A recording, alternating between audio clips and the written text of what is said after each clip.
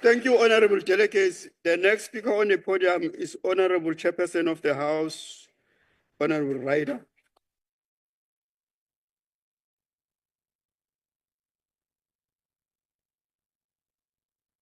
Thank you very much, House Chair. Honourable Chairperson, honourable members, ladies and gentlemen, what a year it has been. An incredibly hard election campaign resulted in a hard-fought election, which then resulted in the birth of the 7th Parliament and the Government of National Unity. If you had told me a year ago what this National Council of Provinces would look like today, I would have laughed openly at you. As we closed off the 6th Parliament, I had a plan in mind to make the NCOP sexy. I never realized just how sexy it would become. Chair of the NCOP, the Government of National Unity has brought a new dynamic to this House, one that we are still learning to navigate. What a fine opportunity to engage in robust discussions, to challenge one another's thinking, and to work together to find solutions that we can all live with. For that, honourable members, is the nature of a coalition. Each party puts their ideas forward, each party gets to assess one another's key points, and each see what the best is from all of these perspectives. Extracting the best from the different scenarios is, of course, the tricky part, which no party should be totally victorious of, and none should be totally defeated. Give and take is the name of the game, and every party in the GNU must be given a voice. The media would have us believe that the day after signing the agreement that gave birth to this GNU, our differences would suddenly disappear and we'd all follow the same ideology and agree on every point. How wrong that could be. No one party can win all of the battles. No one party can lose them all. Honourable members, we fought for and won ourselves a free society. After decades of struggle, each of us has an equal voice. We are free citizens and we meet in this House to express ourselves as individuals and as representatives of the people that chose us to be here for them. What an absolute privilege this is, to be here at the heart of our democracy, to debate the issues of national importance in a setting where freedom of expression is guaranteed, to not fear arrest for our words or our stances, to sit in judgment of the laws that guide our society. These rights, honourable members, place us in the top echelon of democratic societies around the world. That's a heavy burden for us to bear, but also a rare privilege and a scarce opportunity to invest our time in the interests of our fellow men and women. Honourable members, we are the House of Intergovernmental Relations. We are the House of Cooperative Governance. We are the House of Ubuntu. For what does Ubuntu mean other than being in service on behalf of others? Ubuntu is the sense of community, the sense of needing our fellow man in order to give ourselves relevance, the sense of needing to serve our fellow men to make a difference in their lives. I am because you are. Without you, my relevance dims to selfish nothingness. The daily journey up the stairs of this House reminds us of the values of the Constitution that guide our deliberations, remind us of our humanity, remind us of our place in society, remind us of the principles and values that should guide our every deliberation in this House. As the year draws to a close, members are marking off the first 6 months of their term as members of Parliament, an exclusive club of people called to serve their fellow men.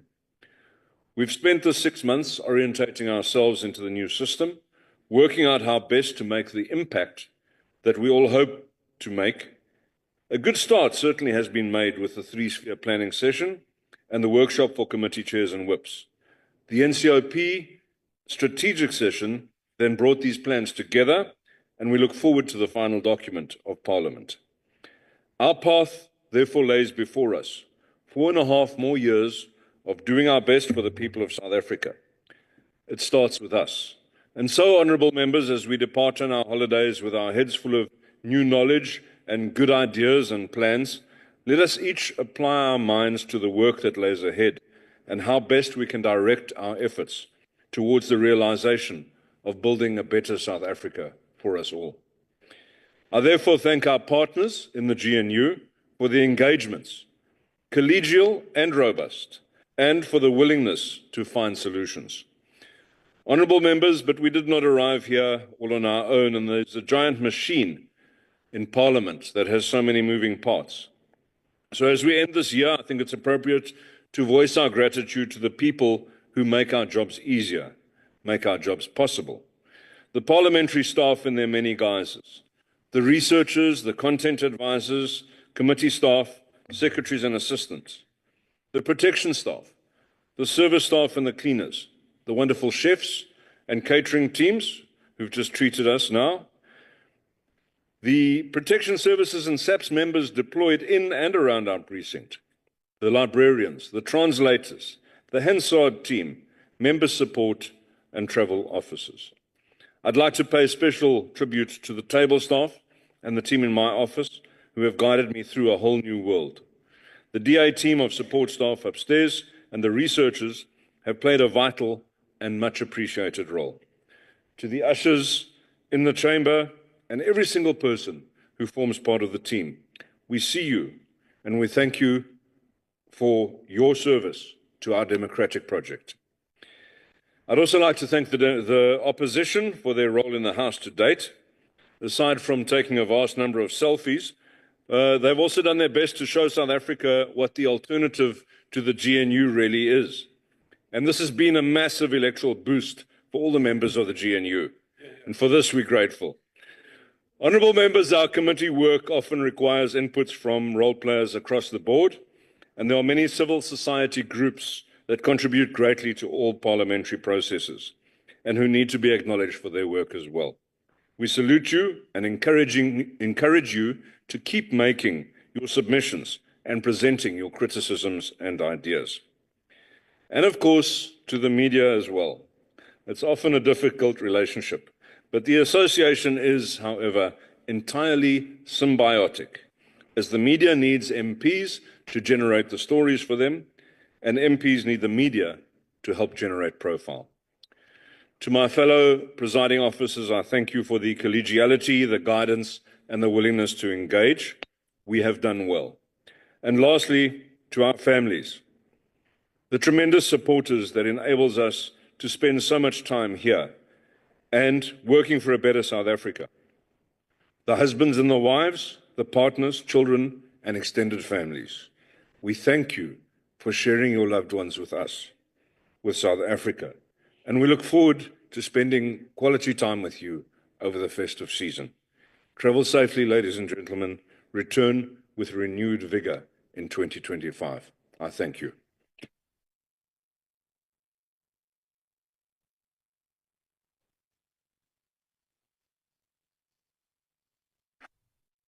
Thank you, Honorable Ryder, for your input. The next speaker on the podium is going to be Honorable Makesine from the Free State.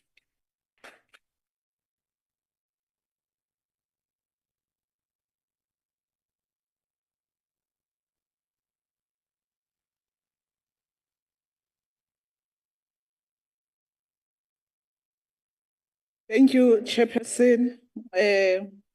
Greeting to the Commander-in-Chief, to Julius Silo Malema, the President of the Economic Freedom Fighters, members of the Parliament, Ground Forces and fellow South Africa. Dibonge kakhulu wena umama wethu uMerifile Muthweni Tsipane ngokuguide the House to the right direction. Siyabulela mama ubambe njalo. As we gathered at the close of another year, we are reminded that the task of leadership is not to seek comfort, but to confront the uncomfortable truths of our time. The state of the nation demands honesty, courage, and unwavering commitment to justice. Ours is not at the time for empty promises or platitudes. It is the time for bold action and accountability. This moment, therefore, calls for the leaders who are unafraid to speak truth to power, to expose injustice, and to fight tirelessly for the ideals of freedom and equality and dignity. This year of the 2024 general election marks a pivotal moment in the African politics, For the first time since 1994, the former liberation movement lost the power in majority in this country. This is not merely on the reflection of electoral discontent, but a demi-indictment of the ANC failure to address the socio-economic struggle of our people. And today, we find ourselves facing a betrayal of history, proportion, the so-called government of national unity between the Democratic Alliance and the ANC. This coalition represents the worst of capitulation. Even more disgraceful is the coalition that stands support the Zionist state of Israel through its partnership with the DA, betray the long-standing solidarity of South Africa with the Palestinian struggle for the self-determination. This is not the governance, it is surrender to mark the forces of elite interest. Chairperson, under the coalition government, South Africa has witnessed a catastrophe of job losses. Over 50,000 jobs have been lost. Austerity measures have imposed, and workers, especially the teachers, are facing uncertainty for their future. And at this time, the gender-based violence scourge is surging very high, and the justice system is also overwhelmed, leaving the victims of gender-based violence without a justice that they were supposed to receive. And one of the greatest indictments of this year that we must speak about is unlawful release of Yalus Wallis, a convicted assassina who killed Chris Tembekile, and that guy was released we didn't do enough as a country.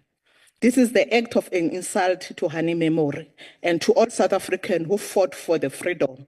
It is a stark reminder that justice system remains stood in favor of the oppressed while they undermining the sacrifice of their liberation struggles and heroes.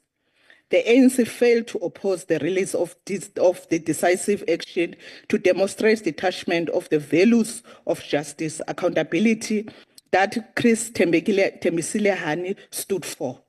The Phala scandal is yet another stain that ANC credibility. The president of the country involved in money laundering and invasion of accountability have undermined our democracy. No leader should be above the law. The EFF will not rest until the justice is served. In this dark time, the economic freedom stands in a beacon of hope. The economic freedom fighters have in this council stood firm as a lone voice for Black people opposing corruption, maladministration, waging the strike, hold executive accountable. And the EFF grow across the African continent to underscore its position as the only progressive organization in the world. Finally, as I conclude, Chair, I would like to take this opportunity to extend my appreciation to the commissars, fighters who hail from 8 respective provinces of South Africa, being part of the fight of economic freedom in this House. To the ground forces of the EFF, to the South Africa who believe to the vision of the economic freedom fighters, we express our deepest gratitude. We are the heartbeat of our movement, the foundation upon which we will deliver economic freedom in our lifetime. As we close this year, let us recommit ourselves to self-struggle of South Africa that reflect a value of justice, equality, and dignity. Let us demand accountability, push transformative policies, and resist of the forces of the sake of undermining the liberation movement. As we move to 2025, we urge all South Africa to reflect on the role of building the better future. Let us stay safe, make informed decisions, look out for one another during this festive season. To the leadership of the economic freedom fighters, may your wisdom continue to guide us. To the ground forces of the EFF, stay resolute, unwavering. Together we will achieve the economic freedom in our lifetime. I thank you, Chairperson.